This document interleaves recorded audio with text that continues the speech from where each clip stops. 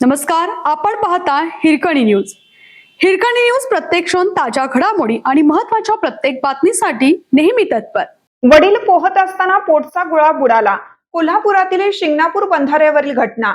शिंगणापूर येथील पंचगंगा नदीपात्रावर असलेल्या शिंगणापूर बंधारा परिसरात आज वडिलांसोबत गेलेला मानस गणेश कांबळे वय 4 याचा बुडून मृत्यू झाला. ही घटना सकाळी 8च्या सुमारास घडली.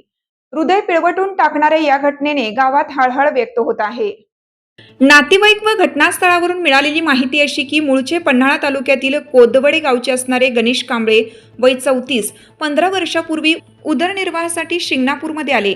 ते पत्नी अस्मिता, मुलगा मानस, राजवीर, मुलगी वैभवी, आरोही या आपल्या 4 मुलांसह राहतात. ते सांगरूळ फाटा येथे वीटभट्टीवर मोलमजुरी करून चरितार्थ चालवतात. ते त्यांची 4 मुले व सुट्टीला आलेल्या बहिणीच्या मुलांना घेऊन बंधारा परिसरातील पंचगंगा काठावर गेले. गणेश पोहण्यासाठी पाण्यात उतरले. मानस नदीकाठी असलेल्या पायऱ्यांच्या कठड्यावर आपल्या भावंडांसोबत खेळत होता.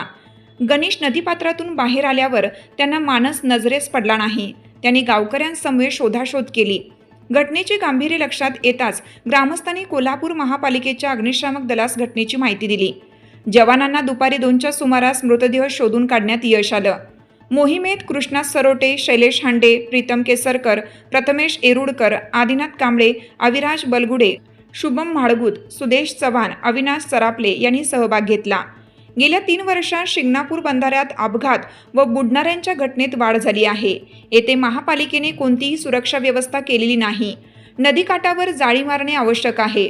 बंधारा परिसरात दिवाबत्ती, सीसीटीव्ही कॅमेरे व बंधाऱ्यावर 2.5 फूट मजबूत सुरक्षा कठडा उभारणं आवश्यक आहे, असे स्थानिकांचे म्हणणे आहे.